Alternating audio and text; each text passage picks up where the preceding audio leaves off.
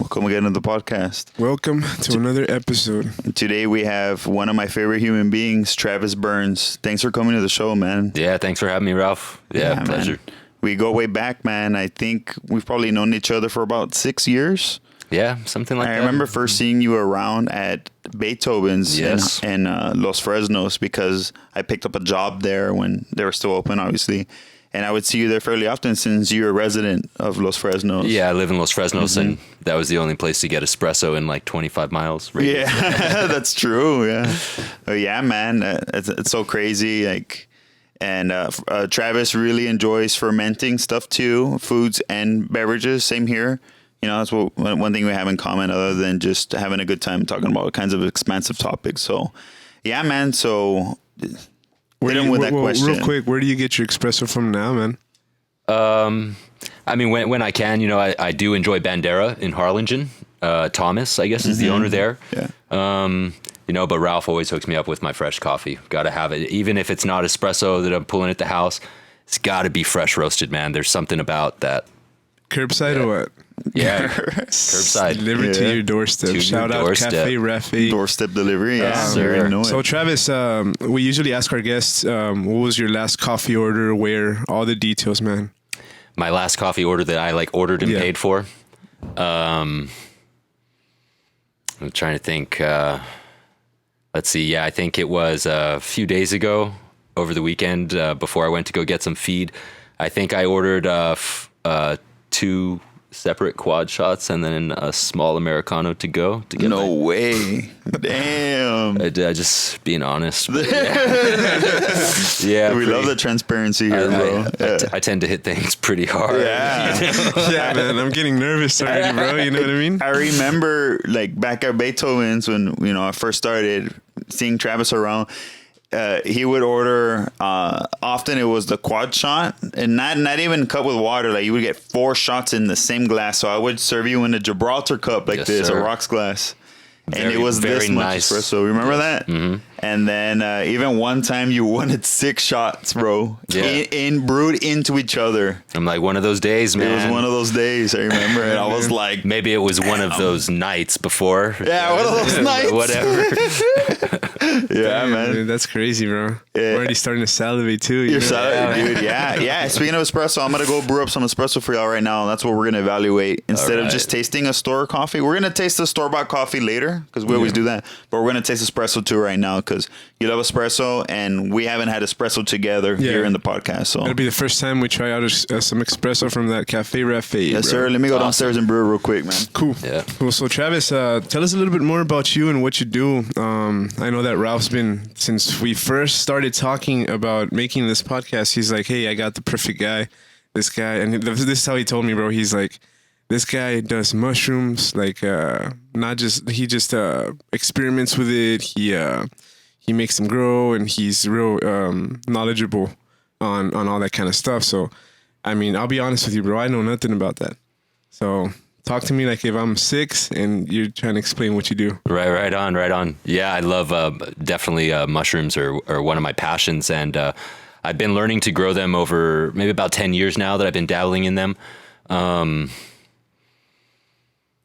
Yeah, it's hard to even know where to begin with. I mean, mushrooms are real special. First off, they breathe oxygen like we do. You know, they don't breathe like plants. Okay. You know, the largest organism on the planet is a bed of mycelium, which is like, I don't know if you ever go into the woods or even in a park or something. If you pick up a stick that's been on the ground a long time or a piece of cardboard, there's going to be a white spiderwebby stuff on it. Yeah. Yeah, that's the body of the mushroom. That's actually that's the body, and the mushroom is the fruit. The mushroom is the part that likes to have sex and reproduces through spores, but the actual body is that white stuff that's in the soil. Yeah. And it's an amazing substance. It's one cell wall thick, a huge network. And when you actually, people may not be able to see this. We'll put them up. But see, it looks like this, right? Yeah. The mycelium, that is actually an outline of the data systems of the internet. Oh. That's what that is. But that's how mycelium looks, because I think everything echoes in patterns, you know, and many people think mycelium is sentient, but yeah, you know, it's basically a I mean, the growing mushrooms thing, a lot of it is for health reasons. The beautiful food, and I'd love to start a little farm and be more successful with it. Oh yeah. But for our mental health, man, certain mushrooms, the lion's mane or the magic mushrooms, you know, which are being studied right now. I think they're in phase 3 clinical trials right now, human use for like PTSD and depression.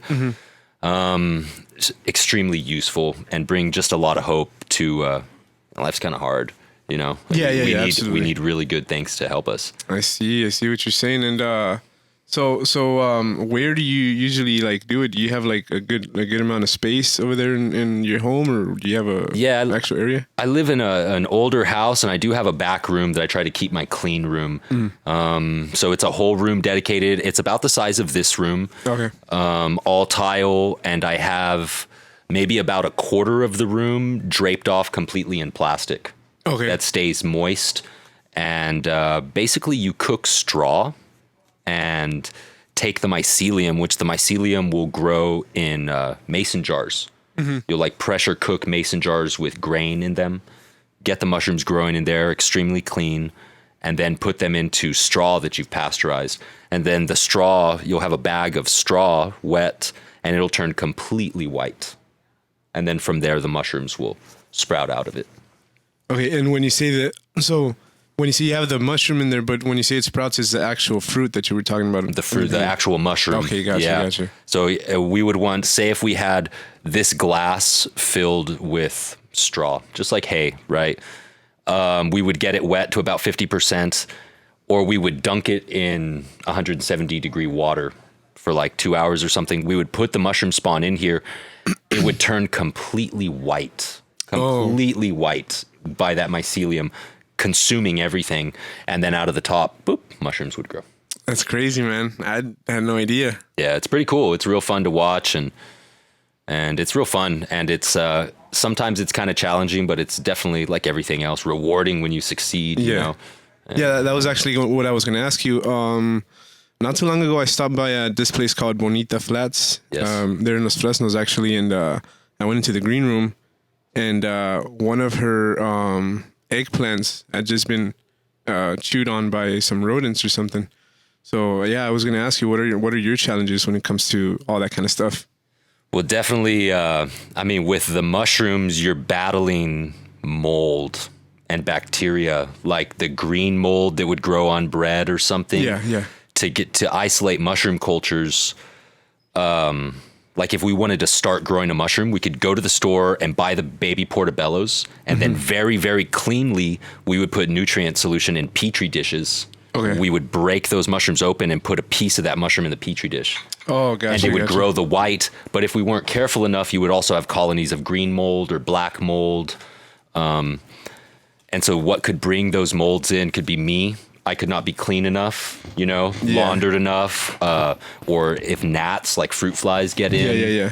things like that. Also keeping up humidity is because if the humidity drops to the floor, the mushrooms will just dry out. Yeah. I've tried growing outdoors here, but we get so dry during the day, and then moist at night and dry during the day. It's a real struggle with our fluctuations in temp. Damn, man, that's crazy. And then it's bad. The whole heat part of it. It's like you step outside in the morning and it looks like it's gonna be a good day. Bro, it hits 12. Yeah, and the weather is a lot more erratic than we grew up with, And I remember we were helping. Remember when you set the area for the hogs? Yes. And then the other side was where you had all the oysters growing? Yes. Remember how your harvests were you never knew what was going to happen because of the randomization of the weather? Yeah, and that's kind of, I think the outdoor grows are more like supplemental grows a little bit. And then the indoor grows are more intensified to where you're harvesting more at once. For sure, bro. Yeah. Cheers. Yeah, cheers. So this is my updated espresso blend. It's still in the experimental phase, but it has coffee from India, coffee from Papua New Guinea, and coffee from Brazil. So it's a creamy but clean expression of espresso. Let's get it, dude.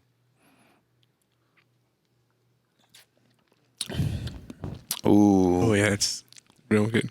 Damn. What do you think, Travis? Yeah, beautiful. Wow. Very smooth and sweet. Yeah. Very much so. There's not a lot of sharp tones. Notice it doesn't have a lot of things that hit you up front. A lot of bitter sweetness, like high percentage cacao. You know what I mean? Like a Lots dark of chocolate cacao bar. notes. Correct. Yeah. Lots of cacao. Yeah, I was going to Lots of ask you cacao how many of notes. these can I take before I, start shaking, but I'd rather ask Travis now, man. Yeah. You know what I mean? That's going to be skewed a little, though. Yo, I don't know you, bro. All right. So how many of these could you plow down? Like, because this was a single shot. That was a single. So you can have like 8 of these, right? And you'll be chilling. Yeah, I'd probably be, maybe a little on edge, but yeah, I'm good. I like to move around a lot. That's why. So Yeah. that's when I'm doing something, kind of I think we all do multitasking. here, man. For Yeah, sure. right on. Yeah. Yeah, We're always dude. on the go with Yeah. something. That's awesome. Yeah, dude. Yeah. So technically speaking, what you sip was like 8 grams of roasted coffee. And then it was like 15 grams of brewed coffee. Okay. So like a 1-to-2 ratio. So it wasn't like a lot of coffee. Technically, it was kind of like a 6-ounce coffee. You know Okay. what I mean? Yeah, With yeah. like balanced strength, just in a concentrated amount. Concentrated, yeah. You get me? So yeah, man, espresso's so particular, dude, because a lot of people in the modern coffee shops, they use coffees that are really bright and they're so excited about, with the really sharp florals and the citrus, blueberries blueberries in your face. And it doesn't always translate well in espresso. You have to work around it. Like you have to know what you're doing to get the sweetness out. I know how to get the sweetness out from the light roast. I figured it out over time. But I like something like this more so for espresso on a day-to-day basis because it marries milk really well. Yeah. And you can have so many of them and you don't feel like the acid shock. You know what I mean? Yeah. Have you ever had coffee where it just has so much acid and it hits you hard? Immediately. Immediately Sometimes, hits you. Yeah. I mean, Wow, this is so good. One thing, that I'm really attracted to is quality stuff, right? So one thing with coffee too is it should be a shade grown plant. And from my understanding, when it's not grown in the shade, it's going to create some compounds that are going to give us more acidity in our stomach. It's going to upset our stomachs Interesting. more because it's not meant to be grown in the sun. Interesting. I don't think it was till like 1971 that they developed a sun tolerant coffee plant. Wow. I didn't even know about that. Yeah, man. Yeah. I had That's no awesome. clue. Yeah, a lot of coffee is grown like under banana trees, to. nut trees, stuff Right, like and then that. that's also shines. It adds to the notes and flavors. Yeah. Cacao trees, avocado, banana. True. The jackfruit too. It's wild because the Indian bean that's in here has notes that are reminiscent of cloves, reminiscent of like nutmeg. and Malabar's the kinda- Spice Islands. Yeah. Those are the Spice Islands. And yeah, so all the spices are grown there, and I mean, I don't have the proof to support that kind of thing, but dude, I mean, this is where a lot of the spices of the world come from in this Yeah. area, and coffees from here tend to be spicy. Interesting. Straight up, a lot of cinnamon, there's a lot of brown spices. Period. Like all Yeah. the molding spices, you can find it in Indian coffees. Yeah, it's very interesting too, and I guess people with wines do this too with the notes and cigars, but maybe even more so with cannabis, And then I think the cultivators of cannabis even will comment more like, well, if you plant it next to a basil or a mint, you're going to impart certain flavors. Interesting. Who knows how true that stuff really is, but obviously every factor plays a part in the end product. Yeah, I've heard many stories of people that are just coffee lovers. Like they're not necessarily in the business of coffee, but they like roasting or they like going around traveling, going to farms, Yeah. and where they've brought some back and that's roasted or unroasted, and they've roasted the coffee or consumed the coffee and noted some tones that they hadn't tasted that were so prominent before. And then they remember walking through like a trellis of that fruit, so to say. Right. Yeah, Yeah, In the woods. just going around in the woods and where there's a lot of that fruit that naturally grows there or that's harvested around there. And I think that's so wild because I haven't experienced that, in a personal sense. I'm going to eventually, as my business grows. This plays back into the mushroom because the thing that is the interconnected web between all the plants and is actually feeding them the nutrients from the soil is the mycelium. Plants don't actually communicate to each other. They communicate through the mycelium. It's like a nervous system. It's of like a sorts, nervous system. Like if they take a redwood tree and they take a seed of a redwood and they give it the exact same conditions that the forest floor of the redwood forest has, the trees won't grow. There's not enough sunlight. But the way the baby trees grow in the redwood forest is that the mother redwood passes radiation to the babies so that they can grow. Through the mycelium? Through the mycelium. Yeah, because I've heard that they're all connected, but I never knew it was because of that, the mushroom, the mycelium. I think some forests are also actually like literally connected, where each tree is like a branch of the same root system. But definitely the mushroom is the interconnected stuff that, and not only maybe, I mean, who knows how far it goes, right? Like definitely nitrogen and carbon and, you know, phosphorus, all these things.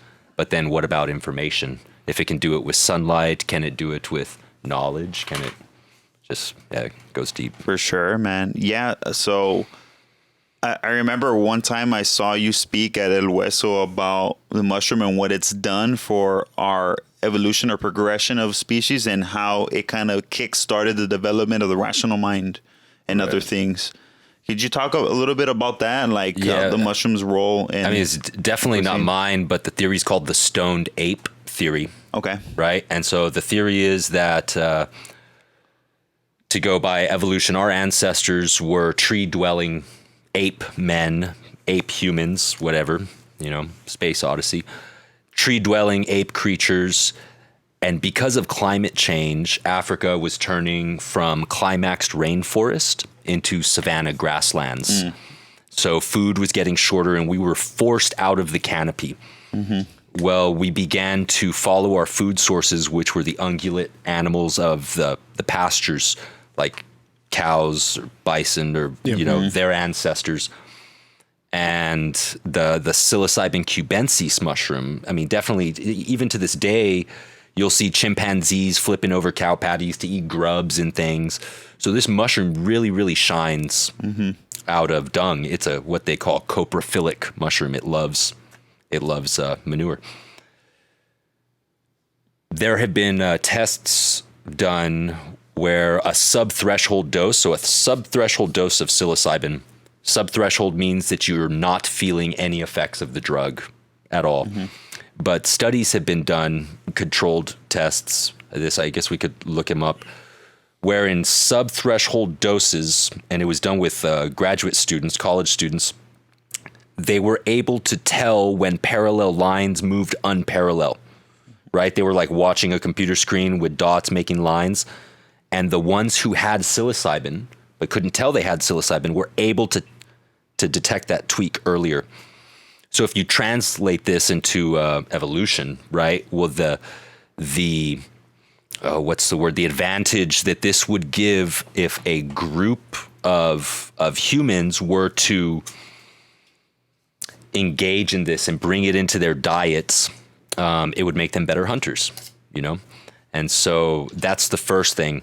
And then the second idea is in higher doses, it brings a sort of connectivity into, and this is, again, I'm spitting this theory and I think it's interesting and I have, you know, my own viewpoints that I could rabbit hole off of, but on higher doses, it is a central nervous system stimulant, right? It's going to basically cause erection in males and there's going to be all, you know, maybe orgy. And so paternal lineage is harder to track. And so the male figures are more like uncles than fathers. And there was no possession over women or family lines or this is mine. We all belonged. If that certain group of early humans were taking the mushrooms like this, and then even higher doses, you know, you can't have sex, and basically ideas of God, you know, these other deeper, profound ideas that maybe we would not have had. And that's basically in a nutshell, the stoned ape theory, that it was the mushroom or something that kind of catapulted us into a place where we are now, or the place where we came from. I mean, you have to wonder, the Rig Veda talks about soma, right? Which we don't know what it is.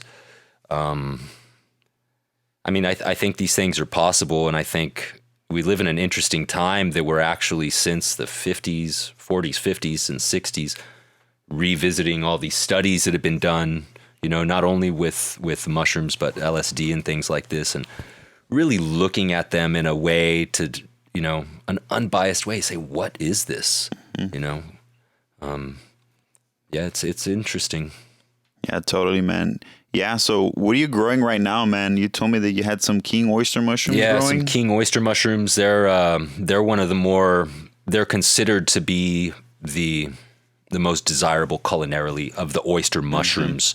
Very, very meaty mushrooms. A lot of mushrooms will have hollow stems or be light, or these are all meat. Very delicious. So pink oyster mushrooms, which are easy to grow. I gave you some, They were delicious, by the way. You cook yeah, them? cool. Oh, yeah, dude. Yeah. So how do you cook them, or with what? Or You just treat it like a meat that doesn't need to be cooked as long, I guess. so like Season them like a meat. good for vegans and. Oh, yeah, dude. Yeah. They can have up to 40% protein. Oh wow. Yeah, so Lot it's of protein. very important for vegans. We were talking about the vitamin D on the way over. Yeah, lots of mushrooms are an extremely important source of food because they can we can grow food from our trash paper. Like we could just take paper and we could grow mushrooms on it and they would turn the paper into protein for us. So as far as if, we need food and we don't have resources like, corn or soy takes land, mushrooms need trash. Whether it's coffee waste, we could take the espresso you just brewed us, grow mushrooms off of that. And they would give us the same weight as the weight of that puck of espresso. I have a hell of a lot of coffee grounds you could take home. Yeah. But you're going to have to think about that, bro. Yeah, you're gonna have to navigate through all the roaches in it, though. So you're gonna have some friends to colonize your little area. It'll get cooked up. We'd pasteurize it first. Oh, really? Yeah, we would pasteurize it. Yeah. You're gonna pasteurize some roaches? Have you ever had them? I don't know. I think if you really look into the laws, if you've ever eaten some General Mills cereal, I think you have. Yeah, I know, right? Damn it. But we won't go there. We're not gonna go there. Everyone's at home like, Yeah. Sorry, vegans. Yeah, man. Yeah, those pink oyster mushrooms were delicious, man. And they had a really nutty kind of smell to them. yes. And we were cooking them up, and we used like sage and oregano. Kind of, we had a lot of herbal top notes to it, and then cook it in like an avocado oil, I think. Yeah. And dude, it was really good. Consumed it with like 5 wild rice grain mix that we put together, and what else? And a little salad on the side with a nice vinaigrette. Dude, it was a great dinner, and it was so meaty, so hefty, you know what I mean? Because of, all the dense nutrition that you just feel in your gut, Yeah. And the weight of the fleshiness of the mushrooms. The fleshiness is important. Yeah, it gives that. Yeah, we don't get a lot of oyster mushrooms down here because they don't have a very long shelf life. So they don't ship very well at all. I've never tried those, but I would love to, man. Yeah. Because it sounds like like really good. like something that you can experiment with and get something different, bro. Sometimes I get tired of getting the same meals, and he even meal prepped for me once. I'm like, bro, I don't know like how to cook, Yeah. and Nice. I'm tired of eating the same stuff, and One of the biggest motivations to learn to cook is to eat something good. Yeah. You're like, For dude, real. I can't get this. I got to learn to make it. yeah. Whether it's coffee or or whatever it is. Do you eat mushrooms like often? Yeah, whenever I have them, yeah, definitely. I definitely do also supplement with mushrooms. So there are mushrooms that are medicinal that are not really edible because they're more woody. Like the main one would be the reishi, which is Ganoderma lucidum, but the scientific name. But all Ganodermas are medicinal. The Ganodermas will be the conch mushrooms that grow off tree stumps. Yeah. As kids, we play like drums. Yeah. Yeah. Almost all of those mushrooms are medicinal. Nice. So the Ganoderma is that was like ancient Chinese medicine or traditional Chinese medicine, I should say. It's one of their elixirs of life is the Ganoderma, the reishi mushroom, one of the most revered medicines. Turkey tail is specifically for like breast cancer, the turkey tail mushroom. You can find Ganoderma and turkey tail wild here. Really? Another medicinal mushroom is chaga, which chaga technically is not a mushroom. It's part of the mycelium. Another one, lion's mane. Lion's mane is an edible mushroom, but lion's mane is the brain power mushroom. So you can find, you can find capsules and stuff of this. And then the cordyceps. And cordyceps is a really interesting mushroom because for the longest time, the only place you could get cordyceps was it would grow off the corpses of caterpillars in the Himalayas. Right, It's the only place they would find cordyceps. Wow. And so it'd be these caterpillar bodies that have these weird orange antler-looking I've seen fungus. that. I've It's seen it too. cordyceps. Interesting. And just Yeah. recently, they've developed a new strain of cordyceps called Cordyceps militaris, which you can grow indoors, and that's the like energy and stamina mushroom. And so I definitely the cordyceps I take every day, and it's got like rhodiola in it, which is good for oxygen uptake and magnesium. But yeah, lion's mane, turkey tail, reishi. I would definitely first defense of medicine is mushroom medicine. It's like what's his name? Otzi, the Iceman that they found in the Swiss Alps near the border of Italy and Switzerland. Okay, they found him frozen. He's thousands of years old, right? Perfectly preserved mummy, right? Someone shot him in the back. He had like an arrow in the back of him. He had goat skin leggings on and all this stuff. Well, he had 2 mushrooms on his belt. Wow. Right? And these were, one of them was a tinder mushroom because they're hard, woody mushrooms. So he would take these polypores and a hole through them and put the piece of leather through it and tie a knot on the bottom side so they would just hang there. And he would just shave them off as he needed it. And one of them was a fire starter, but the other one was probably medicine. And maybe that fire starter, the birch polypore, maybe is also medicine. Wow, dude, that's so wild. And just like we keep our phone and keys here, he had his mushrooms. Yeah, it's like that is so wild. it's like you keep that little Advil on you, bro. Yeah. Yeah. Like I had the mushroom. You couldn't afford the Advil, but For real. so in order, let's say, like for people watching that are probably wondering, how do you turn those mushrooms into like medicine? Like how do you consume them? You say you take them as supplements. Right. So like when you buy them, they'll come in powder form. Okay. So they've been dried and powdered, which is sometimes hard to do if you find one of those mushrooms, especially like a Ganoderma, because it's so woody. It's really woody. So fresh, you with a really sharp knife, you can slice it very thin and you can make tea. A big popular thing that's really like a pyramid scheme type thing that they do a lot is Gano coffee. They do Gano cafe. And there's even locally here, there's like brick and mortar places that are, it's kind of like Herbalife type stuff. Yeah. But it's Yeah, got I've all heard of sorts it. of fake creamers and stuff in them that you don't want to be taking if you. Nah. But Ganoderma has it masks well with coffee because it blends well. It's just very. It reminds me of like an old library with old wood and old leather bound books is what Ganoderma tastes like. So if you find a Gano, with it, yeah. you can slice it and boil it in tea. Yeah. You can put it in vodka and then take it in tincture form. Drop by drop. Okay. Yeah. Yeah, I've heard of that on Facebook, bro. Like there's a lot of groups that I'm in, and sometimes you see people like advertising for it, right? Yeah. Café de hongo. That's what Cafe they call de it. hongo. That's it. And that's the what they call it, Ganoderma bro. coffee. Yeah. Yeah, that's Interesting. crazy, man. I had no idea, bro. Better to invest your money in some powdered reishi. Yeah. You can get online and just buy the pure powdered mushroom. And a lot of times it's something interesting. So a lot of stuff I'm saying is from like, especially Paul Stamets. He's one of the top mycologists in the world. Extremely genius guy, right? Who's figured out a lot of this stuff to help the honeybees, to cancer medicine with the mushrooms, or how even mushrooms can break down the hydrocarbon bonds and eat oils, right? He figured out that when the BP spill back in whenever it was, people told him, no, mushrooms won't live in salt water, blah, blah, blah. And he's like, well, I guess I'm stupid. I'll try it. And sure enough, they worked. And he made these floating mushroom logs that were taking in the oil and rejuvenating these wetlands. Wow. And they just told him it wouldn't work. But Dude, that is so insane, bro. he's learned that the mycelium itself makes compounds that the mushroom body doesn't.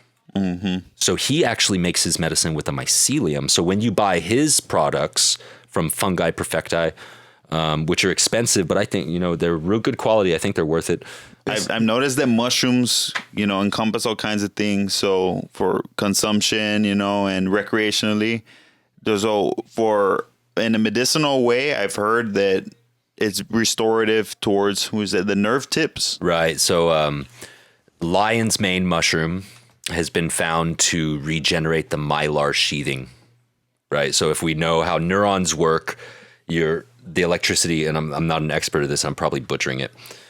The electricity jumps through the neurons, and the sheath of the mylar is some kind of insulator that helps the electricity pass through, right? So the lion's mane is particular for the mylar sheaths. The psilocybin mushroom helps the ends of the nerves grow, and the niacin will stimulate the nerve function as well. And so Paul Stamets had proposed that trio in combination for brain health. And he really puts things in such a beautiful perspective. He'll say things like, we need thinkers. We need our youth. We need to be smart so we can figure out what we need to do. And the mushroom will help us do that, Yeah. That type of mushroom. Well, or just in general. In general, man, it's so with that trio, the lion's mane and the psilocybin, particularly for our brains, if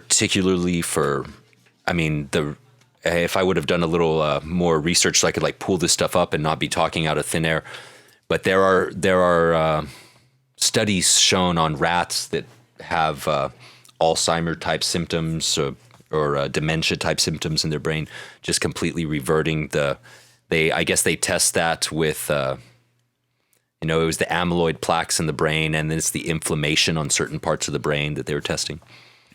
But yeah, those particular mushrooms to help with the brain, and like the study with the psilocybin mushroom, and you mentioned recreational usage of psilocybin mushroom. I don't think that ever lasts long for anybody.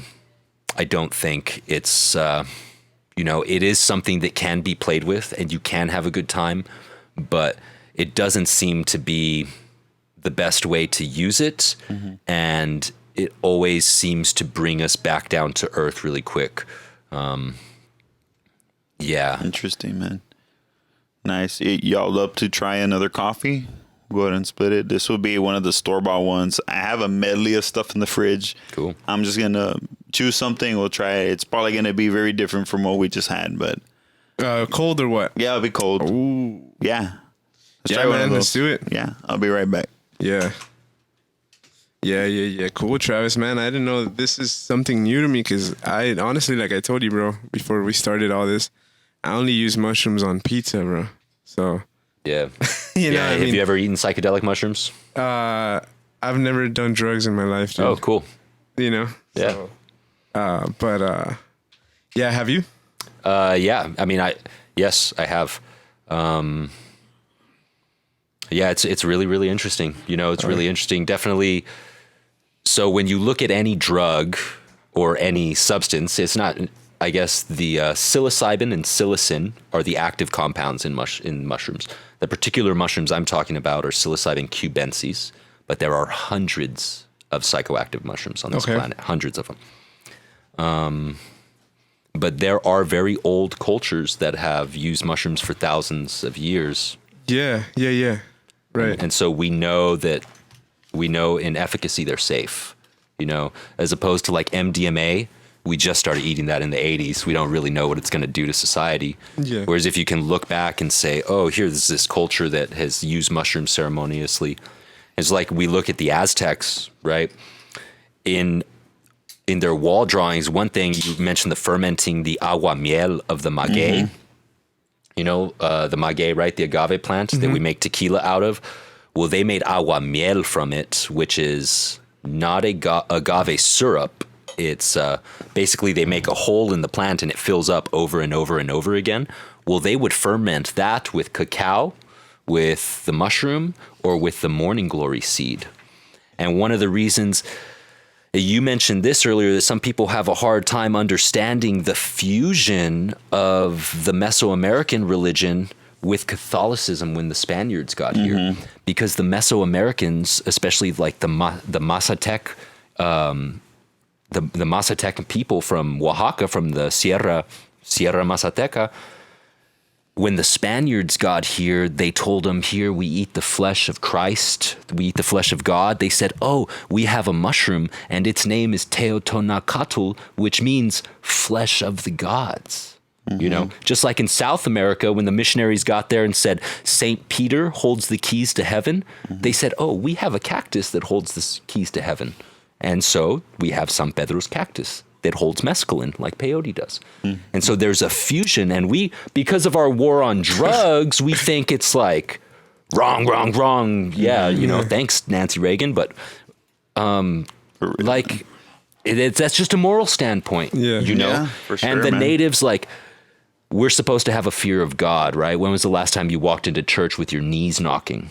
But I guarantee you go into a mushroom ceremony, a velada, like they call it, where you're chanting all night and pictures of the saints and Jesus on the wall, you're going to have a fear of God.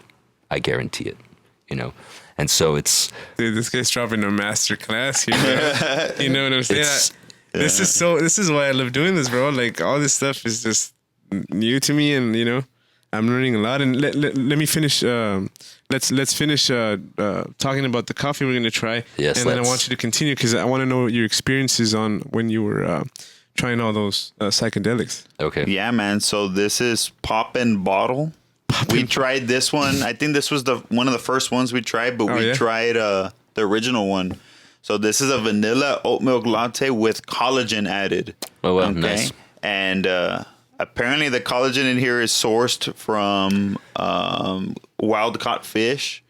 Okay. So And this is not a vegan coffee. this is not a vegan coffee, but it has oat milk as the milk. Where you can't oat drink it. milk. It's a pretend vegan one until you find out where the collagen is from. It was like Guinness, I think, has fish collagen in it. Really? I think so, as an emulsifier. Yeah, so this has so it has the marine collagen peptides, it has Himalayan pink salt Smells to good. balance, rosemary extract, and coconut MCT oil along with dates to sweeten it. And it's vanilla. Trip. And it's got a vanilla extract. It's kind of like a bullet coffee. Like yeah, a keto exactly. coffee. Like the what's it called? The bulletproof one, right? Because you don't Yeah. fall off the edge of the caffeine. Yeah, I guess it came from the bullet, which was the little zzz, zzz, zzz, because they would pulse butter.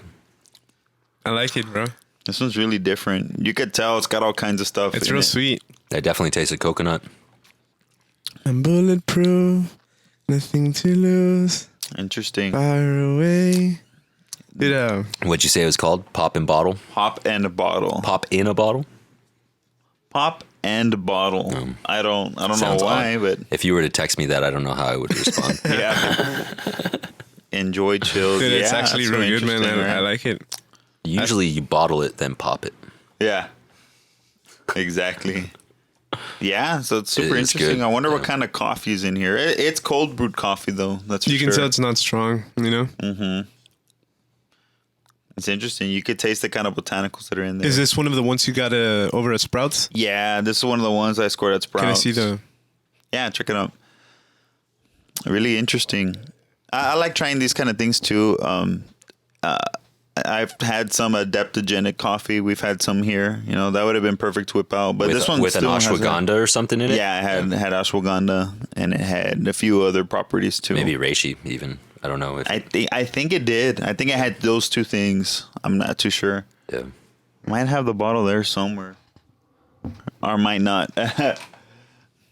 But yeah, man. We have so many bottles, bro.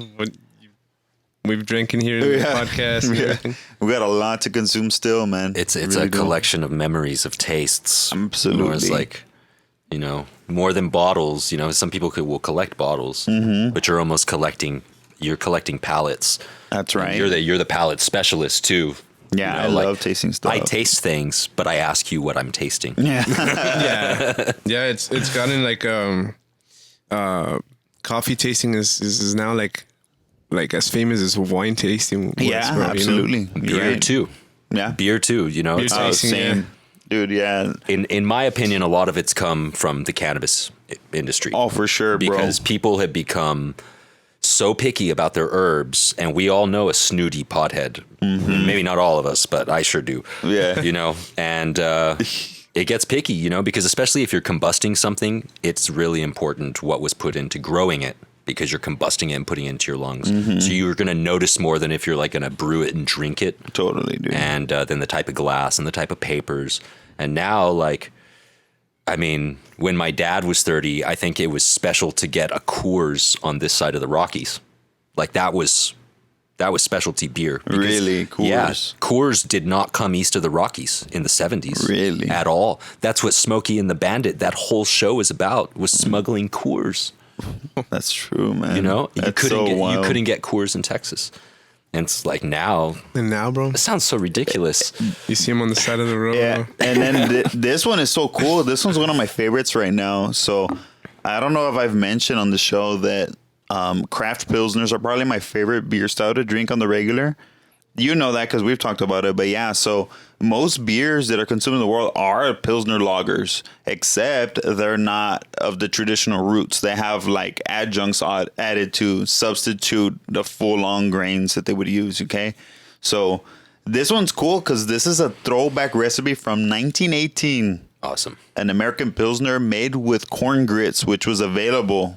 There's a lot of grits. Pre-prohibition recipe. And it's called Early American Pilsner. This is pre-prohibition. No, this one is It's a corn grit beer. corn grit Pilsner. And guess what? This is like one of the best light beers I've had ever. Wow. And I've had it at the brewery twice. And it's really interesting because alcohol was always very important because it preserved your grains. We would like work super hard all spring and summer and harvest to harvest all our oats.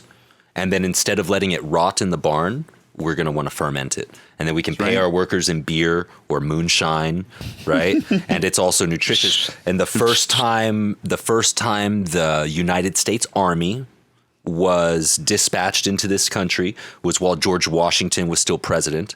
And Kentucky had come in and they tried to start taxing whiskey. And so it was the whiskey rebellion because they're like, no, whiskey's food. You can't tax food. It's not a good. But yeah, I like that throwback, man. Yeah. Because Yeah, it is dude. our food. And you can still pay workers in beer if you head down for an oil changeover in 14th Street. Right here, yeah. Yeah, I'm just kidding. No, you're not. I'm pretty sure I've done work for beer before, man.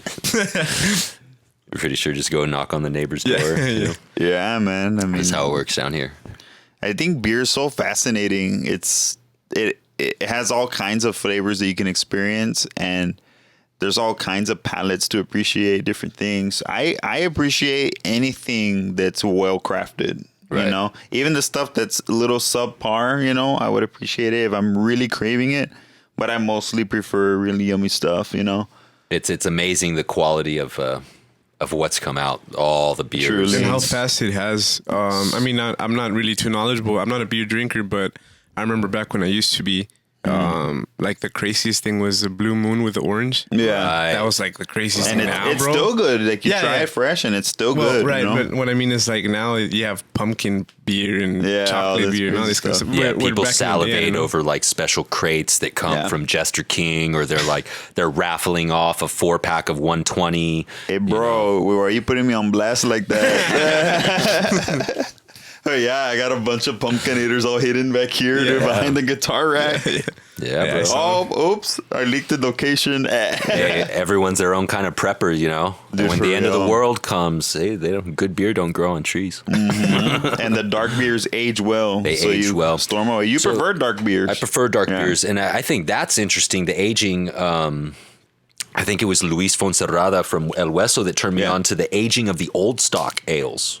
Oh, You know, those old stock ales, very classic. I think it's a type of pilsner or something, or it's an ale, obviously. But I was allowed to sample some that was, I think, from 3 different years, and it's the same exact beer, but they put the date on the front. It'll be like Old Stock Ale 2013, 2014, whatever it is.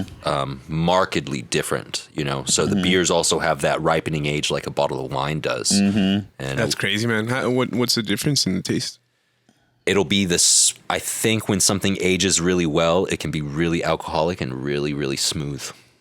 It'll be like just unbelievably smooth, you know, and you're getting all these notes really, really clarified. Nothing sharp. The bitters will tone down and everything will kind of blend together. Gotcha. There's less separation of all the Less different qualities, separation. and it's more of a unification. Yeah. That's true. Like with the aged stouts that I've had, they seem to be more structured. You know what I mean?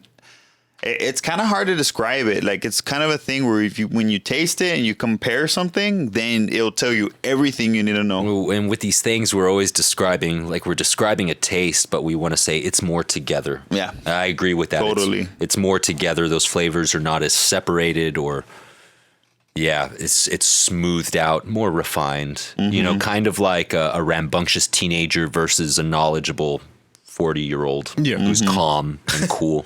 That's one way to put it. More centered. Yeah, totally, dude. That's how it tastes. Yeah, man. So what's going to be the next thing that you ferment as the liquid? Because you told me you want to do a stout, man, and it's almost it's around stout season. It's around stout season. I would like to, ferment a real solid batch, so I have some months of stout at home, so I don't have to pay for it. Yeah, let's do it. Let's do a coffee stout. Yeah, I'm down. I have a 30-gallon barrel. Man, like a 30-gallon. It's plastic, which I usually don't like to ferment out of plastic, but it's fermenting great. It's a fermenter. Okay. So and 30 gallons like makes your worthwhile. Dibs, dude. Yeah. Have you ever had a stout, bro? You had any dark beers? Yeah, I would say a good place is that left-hand milk stout. Yeah. The nitro. That's a really good place to start. Drink. I don't drink. And when I used to back in the day, dude, generic stuff. Just like, remember we used to drink Big Flats, bro? 50 cents a can. You remember that? The Walgreens beer? No. It was called Big Flats, and it was 50 cents a pop, bro. Wow. $6. No, $3 for the 6-pack. $3 for the 6. And it was like $3.25 with a tax or $3.30, something like that. Dude, we used to plow through those, and all of a sudden they disappeared. Yeah, strange. Yeah, and their presence on social media is so weird. All they do is just talk trash about people, the company. Yeah. Strange. Yeah, it's weird. It's funny. Like I told them, I was like, "Hey, how come we don't?" I straight up messaged them on their walls, like, "How come we don't get distribution down here?" And like, I don't know, but hope you see us soon or something like that. All bot. Yeah. It seems like a bot is there. Yeah, they're just practicing it's their weird, algorithm. I don't know LOL, but yeah, we'll see what's up. I don't know LOL. But yeah, dude, we used sucks that you don't get it. Dude, with $10, everybody was having a good time, bro. Yeah, you know what I mean? I remember. And so those went away, and we had to really like dig in for some when we would go play because we were in a band together. And when we would go play, we would play in McAllen. We'd look for some there, and we would get lucky sometimes, man. Some Walgreens had them in the bottom, in the bag. Because nobody would drink drank it, them, bro. That's why they pulled them from the shelves, dude. And they were way better than like Bud Light, right? Yeah, you remember? Way better, bro. They were way better than Bud Light. They had a better taste. They had the fresh, kind of crisp quality that Coors has without the aluminum taste. Okay. You know what I'm talking about? Yeah. So they had that property, dude. And so they were refreshing and they were porch pounders. Yeah. But do you remember the first beer that you ever drank entirely? Like your first full beer? Because I remember my first full beer, but it was in a small bottle. Entirely? Coronita, you remember? Oh, yeah. Over there in Austin, we were recording our EP. Yeah. I remember real early we had taken a surf trip to Costa Rica one time, and we were staying in this little resort. And Costa Rica is interesting because the only beer they have in the whole country is Imperial. Wow. Imperial. That's the only beer they serve in Costa Rica. Really? Yeah. Never had. And maybe not anymore, but it's got like a black eagle kind of thing on it. Similar, not the same.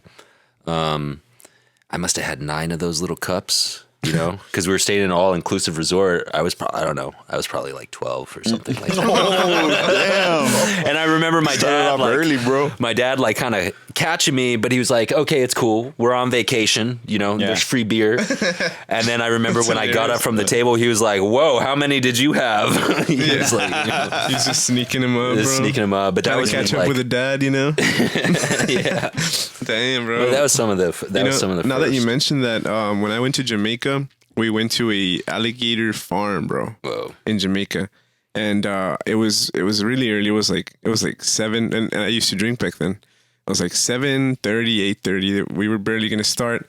And bro, I mean everybody was having breakfast and everything, but I was an early starter. And I went and I was like, I probably wanted like a Dos Equis or something, you know? Nothing. And all they had was Red Stripe. Red Stripe. That's all they had, bro. No Guinness. Nothing. Just Red Stripe. Red Hey, Stripe. Red Stripe's pretty good, man. That's the Jamaican lager. Yeah. The cute little, you know, the little Those bottles are really cool too, bro. Yeah, the little I've always bottles. liked the look of Red Stripe. Since I was little, I was Yeah, like, hey, the that's a bottle. beer that actually looks like it would be yummy. Yeah, you it looks know, like this session. It's not, I mean, Yeah, Exactly. it's all right, you know?